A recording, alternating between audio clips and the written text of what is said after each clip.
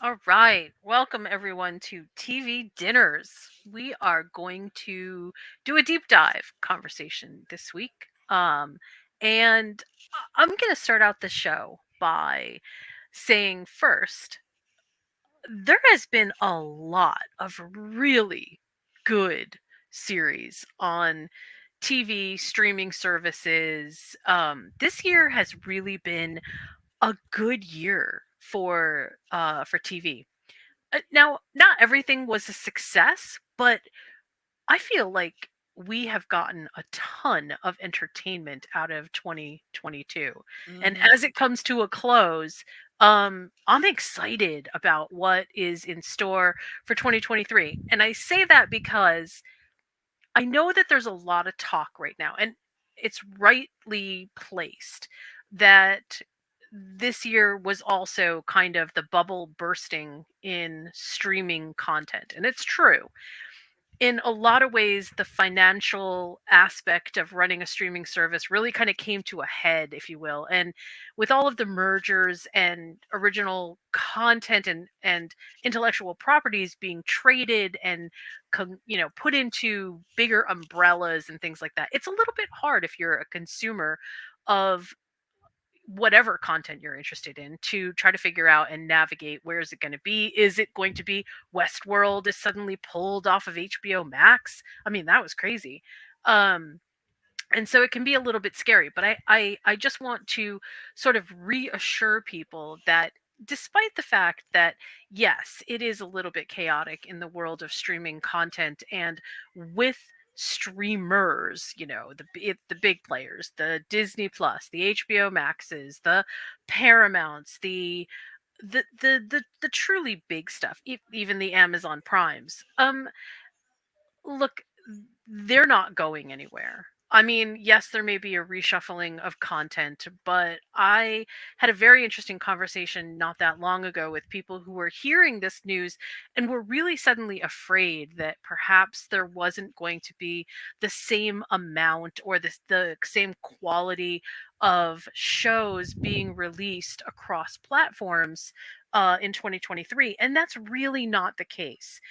There are not just new shows in development, but new shows are being developed in development for 2024 and beyond. I don't think we have to worry about that. Where these shows may land, how shows get shopped, that might change. I'm sorry, my door is open, so I'm going to close it here so we don't get too much outside noise. That stuff might change, but overall, we're in a really good position if you are a TV viewer right now. So I just wanted to start out with that. And secondly, I also wanted to say we're right in the middle of holiday season. It's only a couple of days until Christmas. Everybody is super excited.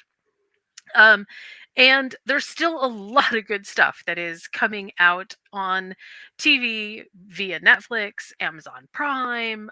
There's still a bunch of stuff that's out there that's really good. So take some time when you can, grab a cup of hot cocoa and some coffee and really explore some of the new stuff that is out on all of our streaming platforms. It's pretty big. There's a ton of stuff coming out.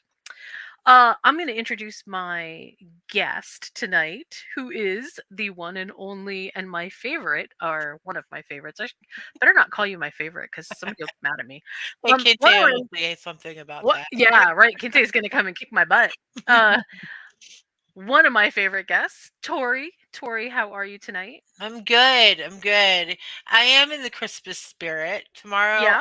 I have a holiday party at my work, and my boss said he was going to bring eggnog, and it's going to be a toss up Ooh. whether it's going to be spiced or not. I'm not sure, but we're going to be drinking it at like 11 o'clock in the morning. So I hope it's not spiced. I can't. I'm a horrible day drinker. So, Well, but it sounds like it'll be fun one way yeah. or the other. Yes. Yeah, and then we're gonna do mac and cheese for the Christmas dinner with bacon. Ooh. Yeah, I Well, thought that that would sounds be like something different. that sounds really good. Yeah. We normally do. for a lot of families, Christmas Day is the big day, right? Mhm. For us, it's always been Christmas Eve. We do Yeah. Christmas Eve dinner. We do Christmas Eve. Every year, we play some kind of crazy game that everybody can play. This year, to nobody's surprise, I bought a movie trivia game, so we're gonna play that. And then we, maybe do like a little something. Maybe we open one present, whatever. It's like it's small. And then Christmas Day we open presents and pretty much everybody goes home. So it's Yeah. it's definitely Christmas Eve is the big day for us. Well, it's been cool because I've reconnected with my oldest, and so, kind of doing like the whole get together with him, and he's 21 now. So it's like he's got his own life and his own girlfriend, and it's Nice. interesting, Yeah. So I'm kind of looking forward to it all. I normally don't like Christmas though. I'm normally a Scrooge, but this year I feel, and I have, I got everybody a gift and I feel together. Nice. Sometimes you don't like have your shit together before Christmas at all. Like, I totally understand. Although that is not me. I am very organized about Christmas. In fact, I start Christmas shopping sometimes in September, just to make sure okay. that I get everything. Um, in other news, the most of the country right now is in or going into a deep freeze. There's going to be a lot of snow. A lot of people are going to have a white Christmas this year. Not necessarily in the way that they would like, because it's going to be frigidly cold too. So much so that I just saw one of my friends from New York post that it's going to be minus 10 degrees. I'm so sorry for you. Yeah. Um, I lived in it Cleveland and it got really cold up there too. Well, in winter news, in Hawaii, it's cold enough today that I have to wear socks. I mean, I do still have shorts on, but I have to wear socks. So we're all suffering. I know you all wanted to hear that. That yes, we in Hawaii are suffering too. I mean, Yeah. some of us actually have to wear socks. I mean, some of us actually have to wear sweatshirts and hoodies. I mean, it's like that's cold. It does. Yeah. Yeah, yeah. We aren't wearing slippers. We're not wearing our regular shoes. We're It's been wearing. cold, but today and tomorrow are gonna be like 60, and then honestly, like Saturday is gonna be 30. So like the drastic change temperature change is notorious in Virginia, like bipolar weather. If it's below 70 in Hawaii, everybody is acting as if truly the Polar Express may drive up at any moment. It's kind of hilarious. I mean, like it's actual topic of conversation. Oh, it was really cold last night. Yeah, dipped down into the like upper 60s. Meanwhile, on the mainland, upper 60s is like, dude, let's break out the shorts. It's in Yeah. the 60s. It's hilarious. All right. Well, today, okay, let's frame this with a good way segue here. So we're going to talk about the show that is on Paramount Plus right now called Evil. Um, and Evil started 3 seasons ago with this really interesting premise, which is a bit of, hey, what would happen if you pair up a skeptic with a true believer and a scientist? And interestingly enough, a lot of things actually happen. Yeah. And then as we move forward into Evil, things really get crazy, and it begins to, I think, unwrap not just a bigger plot and conspiracy, but also there are a ton of very philosophical questions that end up Right. happening in Evil, but there's also a lot of just pure foolish silliness. And for that, I give them a lot of credit because they're not afraid to really make fun of themselves, which I think is great.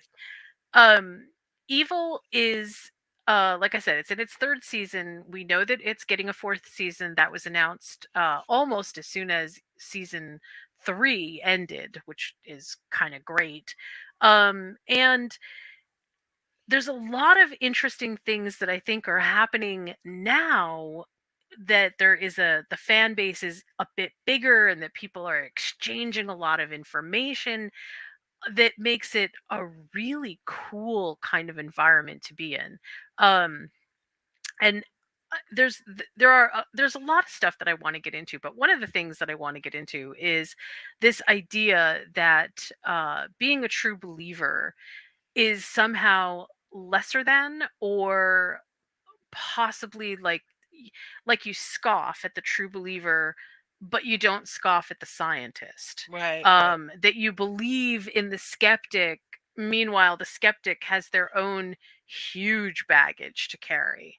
um Everyone is very balanced here. Now, there have been some misses in my estimation. And before I get into everything else, because this is the deep dive for season 1, 2, and 3, there will be plenty of spoilers. So if you haven't seen season 3, or if you want to go and watch the series before you hear this, just know that there's no way to talk about all 3 seasons without having a bunch of spoilers. So I need to throw that out there. Um okay. So let's just go back to season 1. Um, I'm going to ask you, Tori. First of all, what do you think about the casting that they did for Evil? Now, I'm going to let me preface this by saying that when I say that Evil is basically a true believer, a skeptic, and a scientist. What I'm saying is each one of them sort of have their own role. So the part of Kirsten Bouchard is played by Katja Herbers. Hmm. Love her. She's absolutely amazing. I really love her. Um, Mike Coulter, who also played Luke Cage, Hmm. plays David Acosta. He's the priest. Oh, and if I wasn't clear, I'm sorry. Dr. Kirsten Bouchard is the skeptic. She's a non-believer. We'll call her the non-believer because we're going to talk about season 1. So she's the non-believer. Uh, David Acosta is the would-be priest. He's entering the priesthood in season 1, and he is definitely a true believer, although he has his doubts. And then there is Michael Emerson, who plays. No, I'm sorry. Michael Emerson plays Leland. Uh, and you know what? I totally forgot his name. Uh, who is it that plays Ben? Oh, you know what? I'm gonna butcher his name. I'm so sorry. Asif Mond Mondvi. Mondvi. He plays Ben. Now, and then Leland we'll get to in a minute. So those are the 3 though that make up this team that basically are working for the church, and they go and sort of investigate a bit like Project Blue Book, but for the Vatican. And it's a very interesting premise. So I'm going to ask you, Tori. First of all, what do you think about the casting? Do you think everybody is cast well?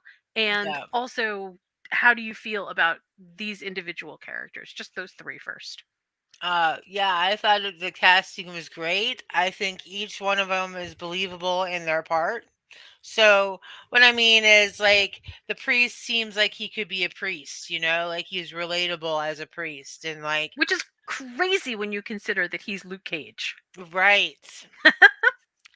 I mean that's I mean if only in Hollywood, but like it's I think that each character brings a different viewpoint, obviously, but also like feelings that are involved and invested for different Mm. reasons. Like there's reasons why the priest believes in what he believes, and there's reasons why the doctor believes in what she believes, and it's something like uh it's like they all mesh well together.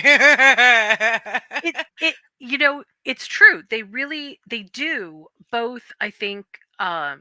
There is obviously, and we'll get into this, but there is an on-screen, in character chemistry that happens Mhm. between some of the characters.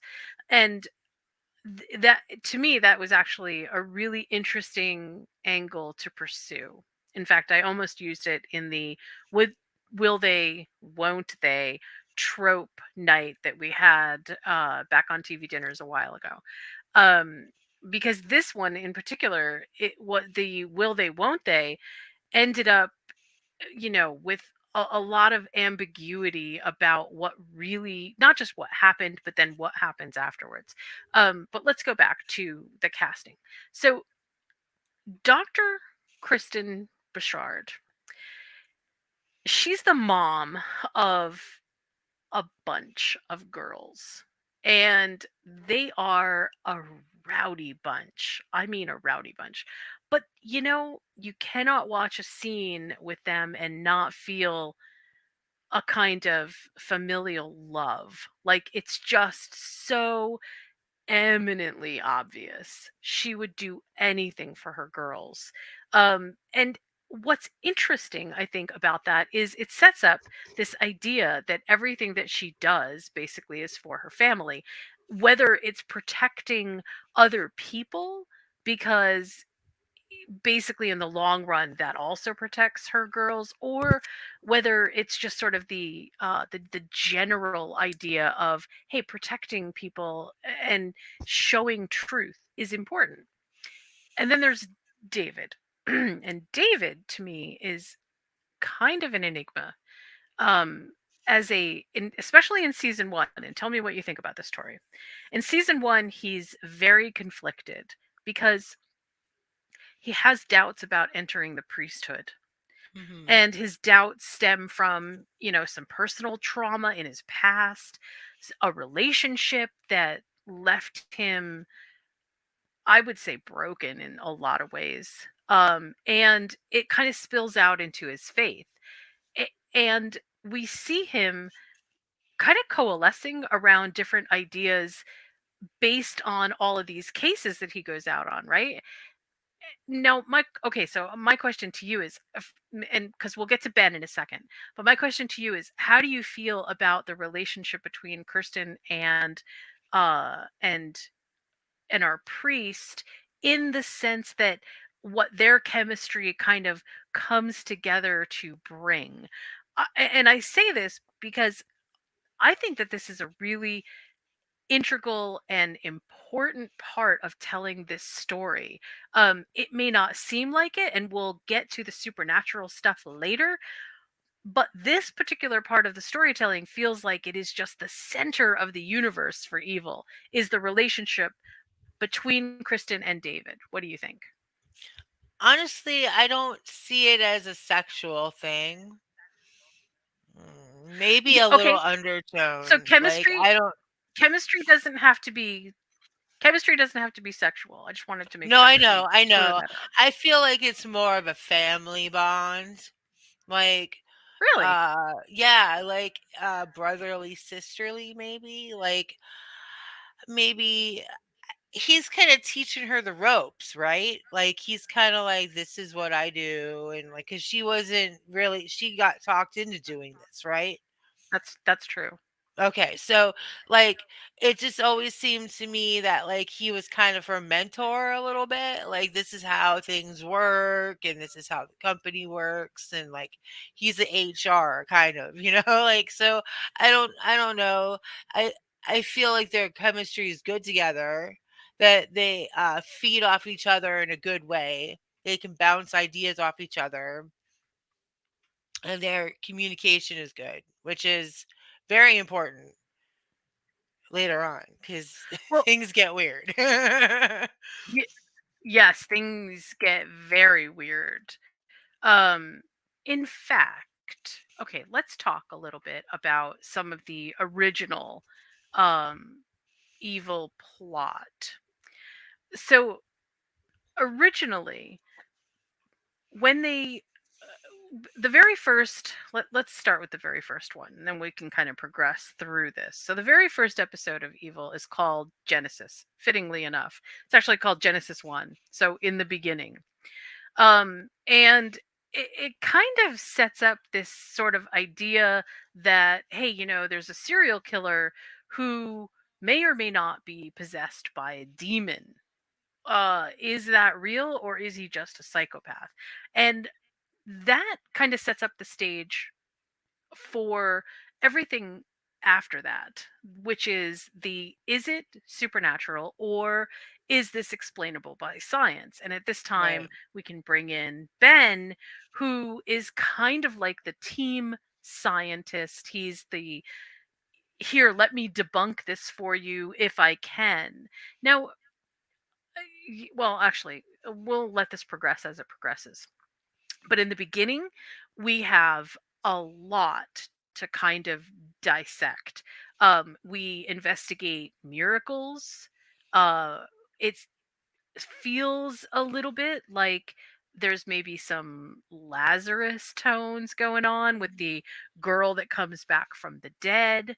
Um, we end up with um, some very interesting ideas that surround this idea that maybe the supernatural is just science unexplained, which is always kind of an interesting angle and aspect. It's one of the things that I feel like Supernatural could have done but didn't, because everything that was supernatural was just supernatural. There were no, hey, this is just an unexplained scientific phenomenon, and because that's not the direction that On they a were side going in. note, that's one of the reasons that I liked Ghost Hunters so much, because it brought to light like what paranormal investigators were really doing out there at the time. Right, right. So I liked the scientific aspect of it, because before, like, they'd see a speck of dust and be like, "Oh, it's orbs." Like, Right, I right. hated that stuff because I knew it was just bullshit. Well, right, and that's one of the things that Evil, I think, does probably the best, which Hmm. is it brings Ben in to say, "Hey, uh, there could be a very benign answer for what this is." Now, Right. I'm also going to say, though, that the premise of Evil, I think we can say after 3 seasons, is, listen, there's no question about it. There is a world of, I won't say a world of good, but I will say there is a supernatural world that deals with angels and demons. Hmm. And we can't really escape that, especially after season 3, because we see who Leland's boss is. And we're jumping ahead, but let's just say that there is a supernatural element here that is undeniable by the time that you get to season 3. But in season 1, it's still very almost naive in its approach to what the supernatural is. Now, David, the wannabe priest, the would be priest, the priest in training, is challenged on almost every single job to maintain not just his faith, but also maintain a sense of order about how he thinks in terms of what is really happening. Hmm. And Kristen, who, let's, kind of break that down. Kristen really deals with the psychological. So, not so much the science as much as the, here's the psychology of what's happening, here's how people react to this response and this response. And then Ben is the, no, here's some cold hard science for you, let me throw this together and I'll show you exactly how this works. So Right. between the three of them, they all challenge each other to and I think in some ways challenge each other's ideas about what could or could not be real. So I'm going to sort of skip ahead a little bit and go to the last episode of season 1. And let me tell you, the first season of Evil is 13 episodes long. And in a world where a lot of series come out with 8 episodes because that's what you get. 13 is a lot to digest. And I give them so much credit for this. I really think that they came out of the gate really strong with season 1. In the last episode of season 1, Kirsten is having serious doubts about whether or not demonic possession is a real thing. And she's been pushed and pulled over successive episodes in both ways. She's seen crazy things. Crazy things have been explained away. And then there is her core sort of understanding of what is really happening. Um, and I'm going to get into Leland in 1 second. But at the end of season 1, uh, Kirsten picks up a cross and puts it in her hand, and it burns. And that basically is how we end season 1, with she believes that she's possibly possessed. And the cross that burns in her hand seems to confirm to her that this is what's happening. Now, I say this because a lot of evil is centered around this idea of confirmation bias, which I feel like we all experience in our everyday lives right now. And confirmation bias can be very strong, so much so that we can believe that we are a part of something when actually that's not really what's happening at all. Right. Um, but I wanted to get your opinion on what you think about that particular aspect, the part of the show that pushes and pulls us, much like the characters, in different directions to say, yes, this is real. Wait a minute. No, it's not. Wait a minute. Yes, it is. Wait a minute. No, it's not. Because I really like it. I really love this challenge of, hey, what is belief? What is science? And what is being really skeptical about them both? What Right. did you think? I thought that it brought validity. Um, like, That's a good word. That's a great yeah. word. Yeah. So like it's something that whenever they went to go make a point, that was definitely like cuz how many times have you seen something like a picture of Bigfoot and you're like, "Huh," like you know, Right. and you're Right. like, I wonder, it's never been debunked. Some of the stuff is really out there, like Mothman. There's some really weird shit out there. And like people will swear by it, like they will swear on their children's graves that this stuff exists. And so you, it gets into superstition and folklore a little bit, I think so too. Right. Um, like voodoo and stuff like that, it exists. And we don't know if what kind of hexes or curses or weird shit the voodoo doctors have come up with, and like they could definitely possess people. I'm sure, like not Satanists, but like um occult people would be very dark magic people, those would be like the Well, demonic, you know Well, what what Kristen is there for is to is really to say this could happen, but here's why it could happen. right. Not perhaps because of what you think, not because maybe, there are demons out there, but maybe because the human psyche is fragile and susceptible enough to ritual input and suggestion and um, all kinds of other behaviors and manifestations that you believe what you see differently than what you understand it to be.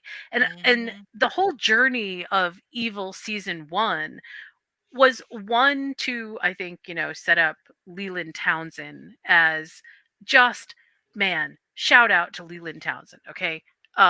Leland is played by um, Michael Emerson. And Michael Emerson as the bad guy here. Dorky, nerdy, uh incredibly awkward, um and manipulative in a way that I have not seen a character written in a really long time. I mean, everybody loves to hate Leland, and I give massive mountains of credit to Michael Emerson for playing this so perfectly. I mean, he is the skeeviest of skeevy characters in just forever that I have seen, and I just love it. It sometimes you have a character that is like black and white, kind of one-sided. There isn't a lot of nuance to them. And it's true that Leland doesn't seem to have a lot of depth, but there's a lot going on with this character, and it feels like a proper onion that Leland's layers just keep peeling back to expose more and more and more. And I loved that because in the beginning, in season one, Leland, I mean, he is being set up as being the villain here, but we don't really understand the levels, the depth that Leland is capable of until we get into like season two. So, okay, first of all, Tori, give me your opinions on Leland, and secondly, I do want to circle back here to our idea of how Leland fits into the picture of what we know to be true and what we are guessing is true based on everything that we think is happening in season one. Right. Okay. So Leland is, I think, evil comes in many forms. Okay. So I think sometimes, like, it could be a demonic entity or succubus or an incubus or whatever you want to call it. But then I think that sometimes evil is in what people say and do to other people. Mm, So, like, and I think that kind of he kind of touches on a different type of evil because they're talking about demonic possession and exorcisms and stuff like that, and he's more like corporate greed kind of guy. Like, do you know what I mean? Like an Enron skeevy, like, well, I don't know, borderline scumbag. Like that's but uh, that but you wanna like him, like he's like the I popular guy that bullied everybody else, but you wanted him to have a crush on you, like stupid.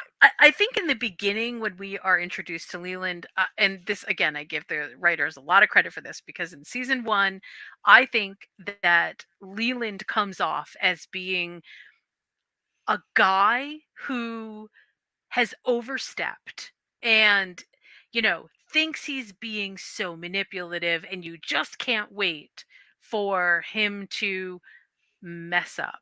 You just Right. can't wait for somebody to like, oh, they're going to find out. Okay, but now jumping forward, and this is why spoilers are so important. Jumping forward, what we realize is that Leland is a part of a bigger plot where he is basically just a henchman. He's a powerful maybe isn't the right word. He is a very well connected henchman. He is a henchman who has a lot of integral ties, but he's still a henchman. Um and we start to understand who the bigger bosses are moving forward. So, okay, so moving a little bit past, so we've introduced Leland. We had a lot of I'm going to say one more thing about season 1. part of the reason that I fell in love with Evil in season 1, and I do mean I really fell in love with this series, like, it quickly became my absolute tell everybody and sing it from the mountaintop series, which I do occasionally, as Tori can attest to. I loved it so much because it did something that I thought was the very grown up way, not CW, not, I mean, not, sorry that that's a verb, but it wasn't the, yeah, I feel bad. I'm sorry, CW. This is in no way a contraindication of your programming. I actually really like your programming. Um, but it wasn't the teen version of Scooby Doo and the Gang.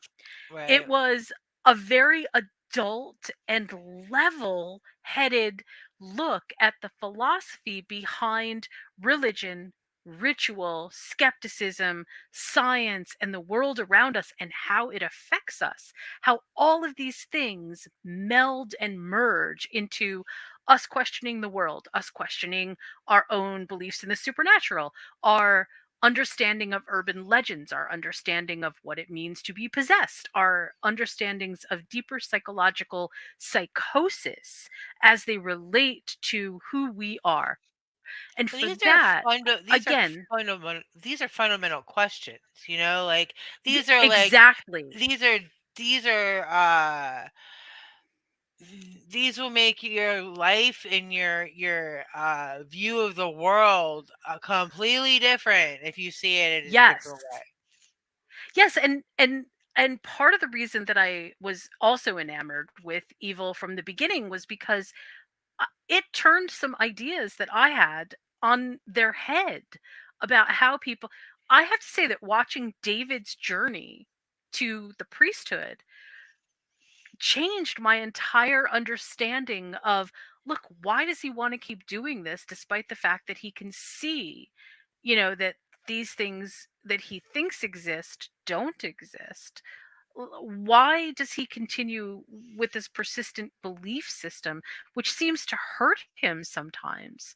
And the character development of David is so strong and so, I think, in a way powerful in sort of the explanation of why people hold on to religion as a core system of their belief mechanism, that it's hard to then turn around and find fault with people that have that as their core system, because to do that would be to say that the scientist also has to be wrong and the psychiatrist also has to be wrong, because they're all using basically the tools that they have to craft their own identities. David's is in belief, Kristen's is in psychology, and Ben's is in science. None of them are actually wrong. They're Right. all just using, and that to me was like, dude, that's brilliant, it because it opens up the possibility for adult conversation around why some of these things become so controversial, so heated, and yet we still can't find resolution to them. And And I I think just that really makes love that. great yeah, it makes great television because Yes. it's very, "Oh, no, is it gonna happen this week?" Like Right, right. and, like, we've grown accustomed to that ever since, like, reality TV came into play, like, you know, you wanna know, like and I think it's cool that they take this premise because now you have, like, you have you watch people wrestle with the same questions I've wrestled with in my life so far. Right, So right. it gives a different viewpoint than you might have been raised with. It opened my eyes a little bit. I think you're absolutely right, and I love the fact anything that challenges my own belief and makes me have to reevaluate it in a way that is thoughtful, meaningful, and also gives me uh a compassionate understanding for what another person is going through, that's a win win win win win. And this show definitely across the board really does that. So speaking of compassion, let's talk a little bit about where we get to in season 2 and the introduction of Sister Andrea. Now, Sister Andrea in season 3 plays a huge role. I mean, really big. But we do get introduced to her in season 2. And I really love the Sister Andrea plot line. I mean, I personally think that Sister Andrea is pure and simple, uh, a guardian angel, if you will. I think that she is David's guardian angel. Right. And that's the reason that she can be his conscience. It's the reason that she can see things that other people can't see. And I love that. She's also Leland's counterpoint. She is his nemesis. Um, they they have a hate-hate relationship. Right. It's it's actually it's quite good. So tell me what you think about her. What do you think about Sister Andrea? Okay, so my great aunt was a nun. And Oh. so she kind of reminds me of my great aunt a little bit. Like warm, and it was like, you just want to like give her a hug. Like, I don't know. Like, I felt a very like, Okay, guardian angel vibe. I get that. I'm gonna say this about Sister Andrea. Um, First of all, she is the queen of comebacks. Um, Hmm. she absolutely owns people when they say things that are clearly not. People think that they are getting one over on her, and she continually just says, "No, not having that." That I love.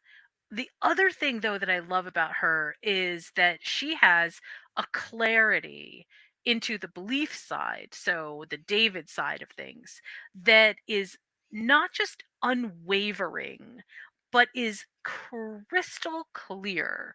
The path is this. I don't know where you're going, but this is the path. So here, let me shine a light on the path to show you once again where you're Right. supposed to go. And I love that. I also loved the fact that Sister Andrea's first response to Leland was as visceral as it was, Mhm. because it solidified that Leland is absolutely a snake, and Mhm. she knows it. She absolutely knows it. Um, I I I also love the idea that Sister Andrea is so powerful in her own right. Like, we haven't seen her do anything supernatural, and we haven't seen her do anything that sort of like defies logic, right? And Right. yet somehow it, and yet somehow she seems to see demons, because she sees the demons that hang out with David, the ones that David talks to, or the one that David talks to. I guess there might be more than one. She's very aware of things. So because we're talking about this, let's talk about how season 2 started to shape our understanding of what was really going on in the supernatural world. Season 2, in my estimation, faltered just a little bit. Season 1 was epically strong. Season 3 was solid, really solid. Season 2 was a little bit soft. Um, and I say that because I think they started to move in the direction of monster of the week. And I'm not Mm. saying that they had a monster of the week. I'm saying that like that's how the show started to feel. Like they were defining the show instead of with the overarching uh storyline being the most important, to all these little individual snips being more important and trying to equal something. And I'm going to use one as an example. They had this one, which apparently they got into trouble for using, where they have this machine that you can put on your head and it shows you God or it gives you the God experience. And so, a couple things about this. One, that's an actual machine. There's an actual machine that apparently gives that sensation. Two, that sensation is a scientific premise that works because we have something in our brain called the God Center. And the Mhm. God Center, and you can also access it by using psychedelic medications or psychedelic drugs. You can use it through, or you can find it sometimes. People get to that space apparently, like monks, through just pure meditation, if you know how to do it properly. I don't, and yeah, Yeah. I I would suck at definitely meditation. I would need either the medication or the machine, because yeah, Yeah. that's probably not gonna happen to me. Um, but, and, this is not to call anybody out, but people that have done LSD, a lot of people will say that they experienced God, and part of that is where that particular psychotropic medication affects your brain. Now, that's all well and interesting, and it's super awesome that they put that into the show. But what happened was, instead of exploring what that could be, they used it as a plot device to link David and Kirsten together, um, because he all of a sudden understood that she basically killed somebody. And I hated that. I didn't I feel like, and that was part of my big critique for season 2 was, look, I know you want to bring these people together, but bring them together in a way that is outside of the triad here as they do their work. Don't make the work the focus of how they get together in that way, because it minimizes, I think, the effect that they have on each other. When you use Right. plot devices like that, then all of a sudden it's like, well, the plot device is what did it, not really the actual character development. You know what I mean? Mhm. And I kind of didn't. I felt like season 2 was full of a lot of plot devices instead of genuine character growth. Now, in season 2, Right. we experienced this thing in season 2 where we found out about Kristen's kid being a part of this fertility clinics. What's a good word for this? I don't. I guess there isn't really a word. I'll just have to describe it. Basically, there's a fertility clinic, and the fertility clinic is at the center of possibly creating or using fertilized eggs to maybe do some crazy experiments, experiments like on the nature of good and evil. We don't really know the whole resolution to that yet, because that's still an ongoing plot, but that was interesting to me. I did really like the fact that they pulled Kristen's family into everything, because Kristen's family is everything to her. So the stakes get really high whenever her kids are involved in stuff. And then in season 2, we also get the return of Kristen's husband for a while. He's a mountain climber, he's away a lot, he's hardly ever home, and obviously their relationship is strained. Or not, well, I mean, not obviously based on what I just said, but obviously in the show their relationship is strained, and it opens up the door for an affair to happen between Kristen and David. Mhm. Okay, now that brings us to the will they won't they, right? Which up until then felt like, well, will they or won't they? I don't know. Does this matter? Turns out they did this exactly right. They did. He had an affair. She had an affair. He broke his vows, right? Mhm. They both put themselves basically in a kind of jeopardy that really affected them both afterwards. But I'm going to ask you how you think about this.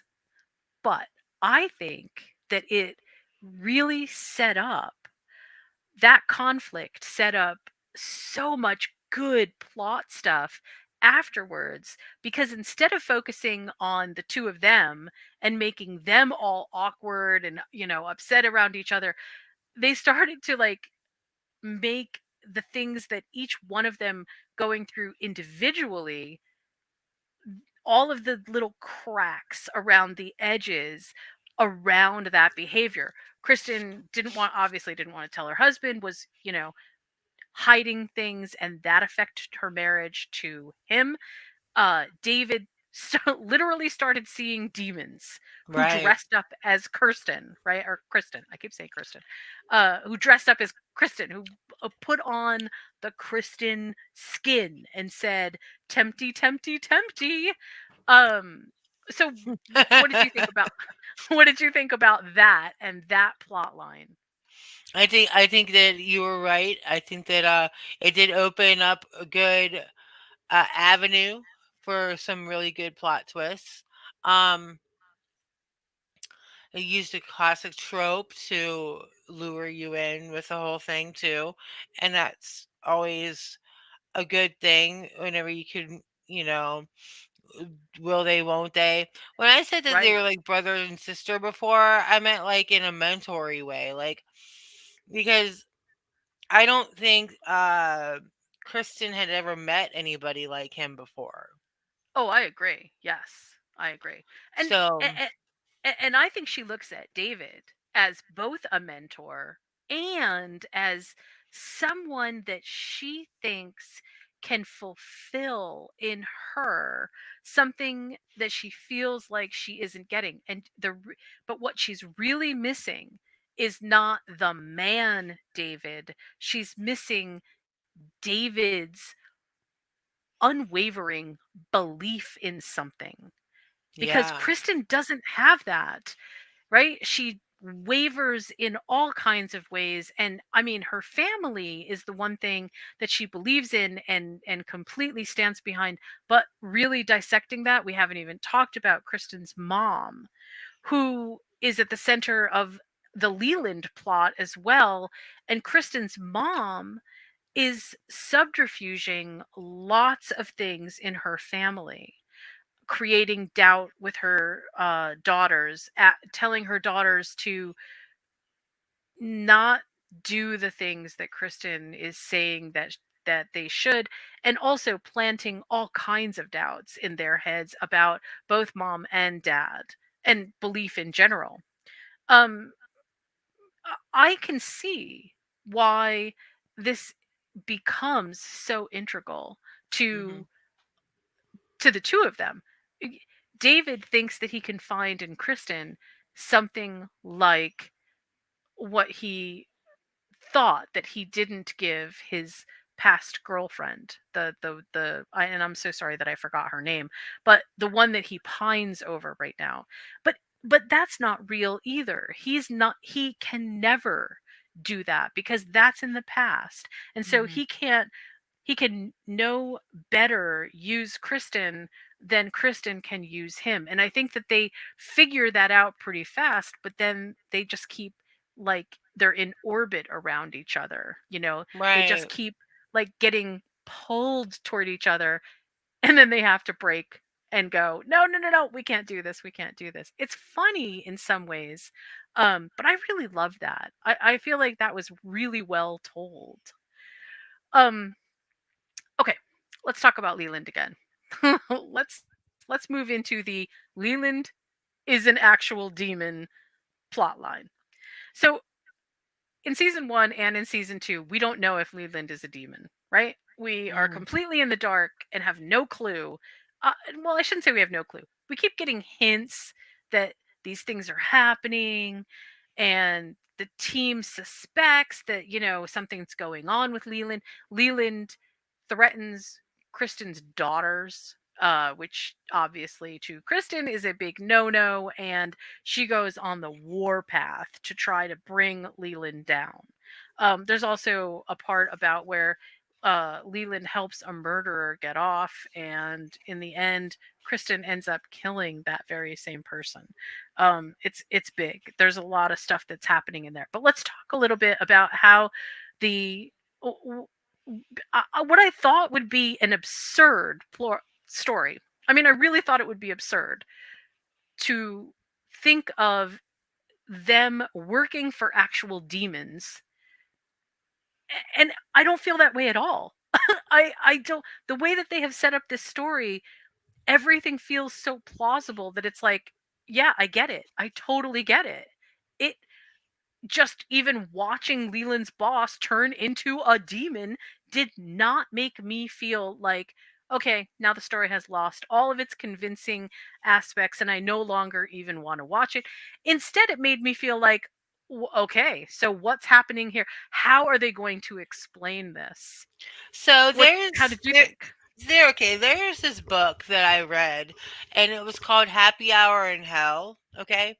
And it was Hmm. about this angel who who had this sexual relationship with a demon who was Oh, Lucifer's wife or girlfriend or whatever. And so he this Satan guy kidnaps the demon and takes her back to hell, and he sneaks into hell and pretends he's a demon and like goes through the whole seven layers of hell. And it kind of reminded me of that whole book. I mean, if you really want a good read, it's a great book, but like it just like it kind of reminded me of that because it kind of made fun of itself. It was really sarcastic, right, you know. right. And I think they do a really good job of that in this whole It series. it's very telling to me that only the damned basically can see the demons. Mhm. If you it in a similar way to the way that sister um that well I guess I can say it that way. I don't know. I guess I can say it this way. In the same way that Sister Andrea is not right out in front as, hey, I'm a guardian angel. This I feel like the same can be said of most of the Leland and Company characters. Unless you really know that I guess as a okay, I guess I'll say it this way. It is quite clear that the people who can see demons are the people who absolutely believe in them, that you Mhm. cannot see them unless you believe in them, right? But I think that Mhm. there's a bigger trope happening here. Um, I think that the can you see a demon or not really revolves around the characters that are touched by this get a kind of shade drawn from their eyes, and they're Mhm. able to access something that, and I feel like Kristen gets there close. Ben doesn't usually get there. But remember there was that one scene or that one show, the one episode where Ben is in the building and the elevator, they do this urban legend thing, and Ben gets off the elevator in a certain on a certain floor that actually doesn't exist, Mhm. and he's trapped there, right? And eventually they find him, but remember he's alone, and hours go by and he starts to see things. And Mhm. that encounter leaves him changed, right? Because he now starts to see things. In the same way that the episode with the Jinn leaves Mhm. Kristen really unsettled, and then she starts seeing the Jinn around, right? So the Leland thing, when people recognize that there are demons, that's when they actually see them. And that's why I think David can see them sometimes. That's also why I think Sister Andrea can see them all the time. And why Kristen wavers. And sometimes she can see things, sometimes she can't. Because she still hasn't made up her mind. She doesn't know, is this real or is this not real? I mean, there's a lot more to that too. But I we're gonna run out of time. But I want to just quickly, definitely talk about how season 3 sets up this cataclysmic battle between good and evil. In season 3, we find out a bit more about Kristen's the fertility clinic, the place where one of her daughters actually where they had in vitro fertilization, and so her kid was born there or born from. And then she also had eggs in storage, and she doesn't know what happened to the eggs. So that whole thing is happening, right? At the same time, in season 3, we are introduced more to this idea of a massive sigil map. Now, the part of the whole reason that I wanted to actually have this podcast and talk about this is because the sigil map is a part of almost every single episode in Evil after we're introduced to the sigil map. There are snippets of what are parts of that map encoded in so many different scenes, including scenes that you just would pass over and not even think twice about. One of them is one of the lists that gets posted to the refrigerator before a party scene. Um, Little bits of paper that are passed around that don't seem to have any significance, and that the camera basically sees for a split second. And unless you're really good with your remote, you might miss it. But if you look at them, they are all recreating this huge sigil map. Now, the reason that I think that that is so excellently done is look, it takes a big leap of faith to ask your viewers to come along. Do you know which map I'm talking about, Tori? First of Mhm. all, Yeah, it's kinda like Easter eggs, you know but what the it's sigil map different. is that I'm talking about? Yeah. Yeah. Okay, I saw it online, but I didn't notice it at all. I'll be honest with you. I was like, "Okay, well." yeah. So it's crazy. I actually saw it at one point, and I thought I'm tripping. What's going on? Maybe this was an accident or something. And then I went to investigate it on Reddit. Mhm. And let me tell you, there are some smart people over on the Reddit evil thread that will break down episode by episode where the sigil map references are in each episode. It's crazy. Now, okay, the reason that I wanted to mention this is yes, that's fabulous, and I geek out over it every time because ooh, that's so cool. But the reason that I think that this is such an interesting idea is because the idea that the plot of evil is being masterminded in some way by this map of things that are happening is a really inventive storytelling tool that I'm sure that other people, I mean, if we go back to uh okay, now I completely lost the name of this movie, but remember the movie with Tom Hanks where he is searching for the angels and demons aspect of, there's a map that's The involved Da and it's in Vinci the Code. um The Da Vinci Code. I can't remember the name of it, but Or the Da Angels and Vinci Demons. Code. Thank you. Yeah. I'm sorry. Sorry, I'm having an old lady brain moment. Yes, and Angels and Demons came afterwards, right? Okay. I'm so sorry. I promise I will take my Prevacid next time. So okay, so the Da Vinci Code. So it feels a lot like the Da Mhm. Vinci Code, right? But I Ciphers. think is so Ciphers, much yeah. more. It's so much more intelligently done. Yes, yes. And what do the ciphers mean is kind of up to, it's so up in the air right now. Nobody really knows.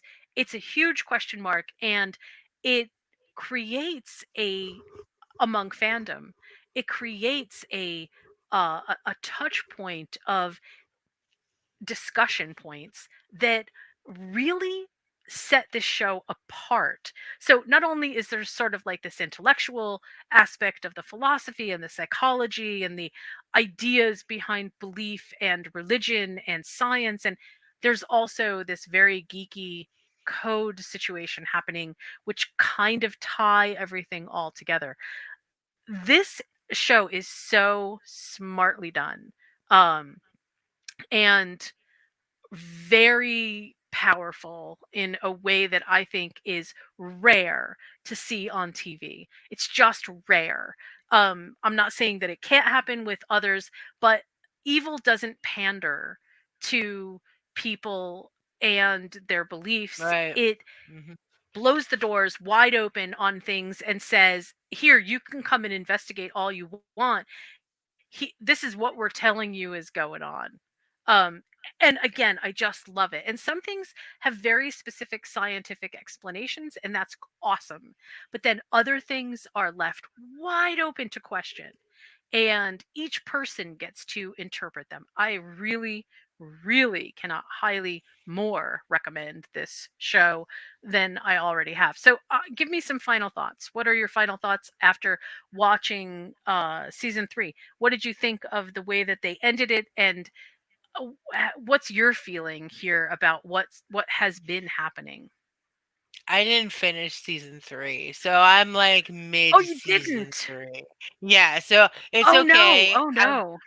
I'm not at all, like, thinking that I got spoiled or anything like that, but, so, yeah, so sorry. I haven't and, it's been a minute since I've seen the show. So, but, so Well, okay. I'm gonna read just a little tiny bit. I'm gonna read just okay, a little tiny bit of the interview that the show creators, Robert and Michael King, wrote about the finale. Okay. okay, And I'm going to phrase this. Well, I'm just going to read it first and then I'll tell you what I think. Okay. With what might be most terrifying of all, back to remember that is still not sure what has happened to her fertilized eggs, right? This is a big thing. It's huge. Or the eggs from the fertility clinic. As arguably the best horror show on TV right now, this Paramount Plus series has a long history of spooky reveals, including cannibal dinner parties, demonic memes, and at least one haunted elevator. That was what we do with Ben being in that building. But the season, the demon of the end, ran fact following Kristen as she tried to track down her eggs, which RSM fertility has supposedly just misplaced. In the end, her worst fear comes true. It's in the hands of her nemesis, Leland Townsend, who used the impregnate it. Kristen fought at her own mind with Leland. It's delving in places where I don't want to go. The reveal to me, Kristen finds out that her mom is involved when it perhaps one of the ideas come there's which is cataclysmic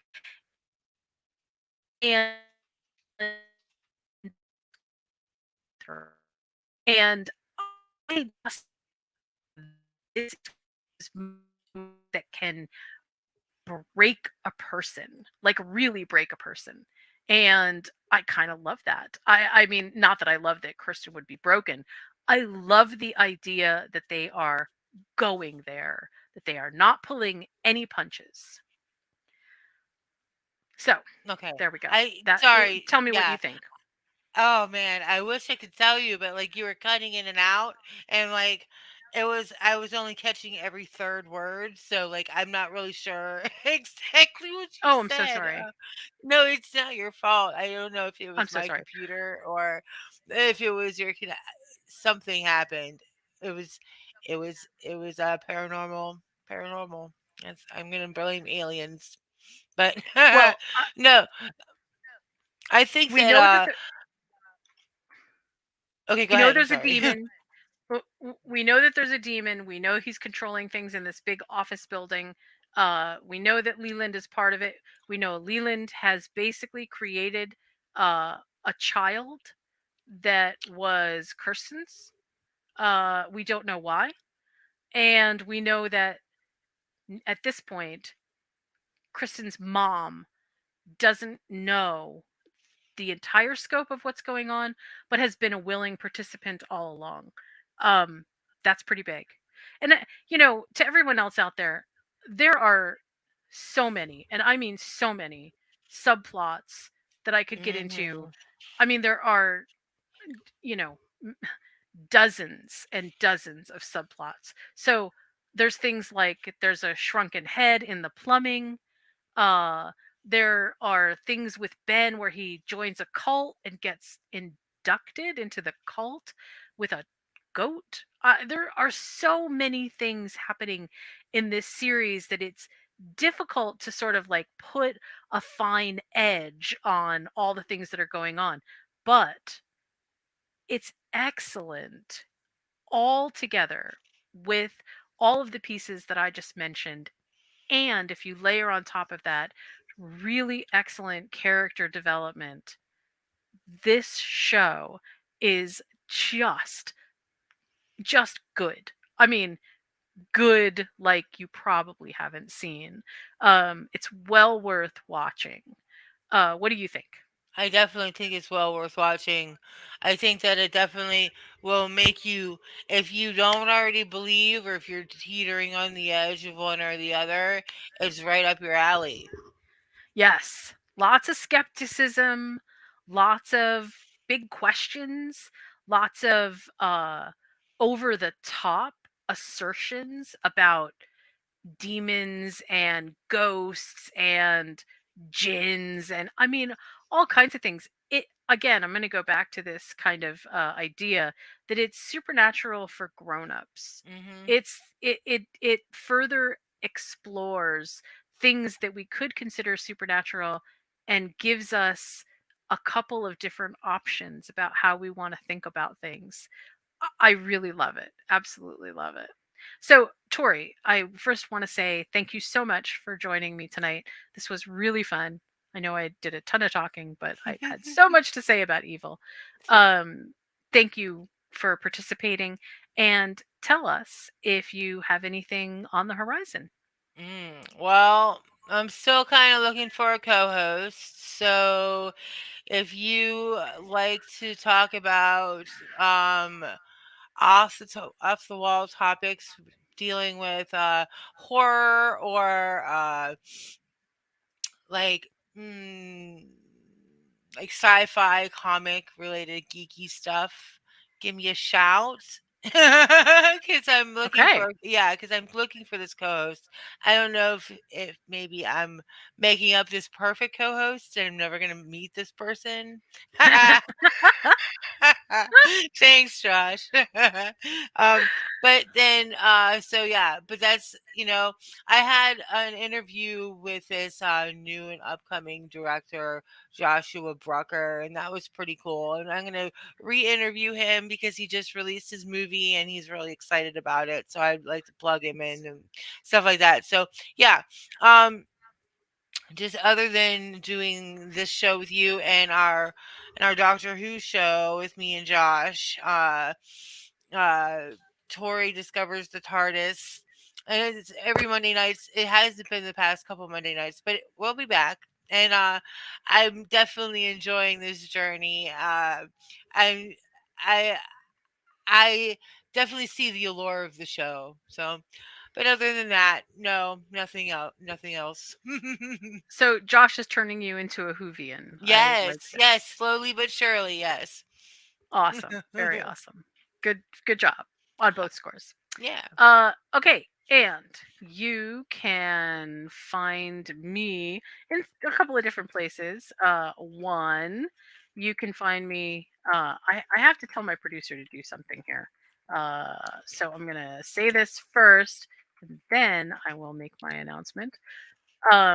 You can also find us on a couple of different podcasts, but let me introduce my website.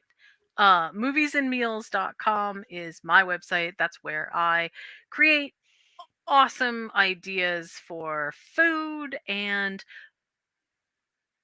I guess introduce movies and things like that to go with them. So if you've got a movie that you think needs some awesome snack or meal idea, hey, send it along to me. And I just did a menu for someone on their Game of Thrones night, and it was fun. We had a great time developing a whole menu for their Game of Thrones Meat stuff. pie must have been on there. I would Meat hope. pies were on there. We did a ton of stuff. We even had dire wolf cookies, which Oh. turned out really cool. Yes, so very it was very fun. Um and uh and you can also find me with my producer Josh, who is behind the scenes tonight, on our 10 to 1 podcast, which is a list show where we challenge each other with lists of the week. Last week was movies that take place in stores and shopping malls, getting into the Christmas spirit. That was really fun. And our next list will be about movies that we are anticipating for 2023 that are non-franchise related. Um, so that could actually be pretty interesting because there are a lot of really cool things happening. I am kind of excited about this one. The more I looked into what's coming out in 2023, the more excited I got. I am very, very, very interested in what's going on in 2023. Okay, so having said all of that, I will see you hopefully next week after Christmas. Have a Merry Christmas, Happy Holidays, Hanukkah, Kwanzaa, whatever you are celebrating. I wish you the best of it. I hope everything works really well for you and that you find some joy and a chance to relax yourself. I also want to just announce that next week we are actually going to do something I've been wanting to do for a long time. We are going to take another deep dive, this time into The Witcher. Yeah. Um, we're going to talk about season one, season two. We are going to talk about the video game. We're going to talk about the books, and we're going to talk about the cinematic sort of universe of The Witcher as it's unfolding, the good, the bad, the ugly. I've talked about it before. Sure, we'll talk about Henry Cavill's choice, and we'll speculate on what might be happening with season three. By that time, Blood Origin will have been released on Netflix, so we'll get to see that and maybe have some discussions about that as well. So next week, The Witcher, a nice deep dive into the lore of The Witcher. Really excited about that.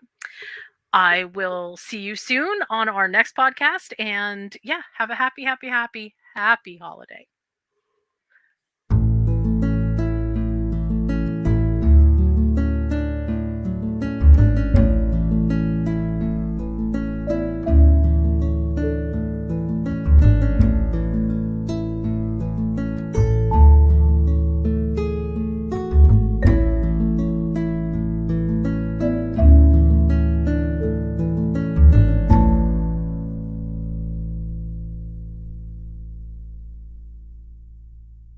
We named the dog Indiana.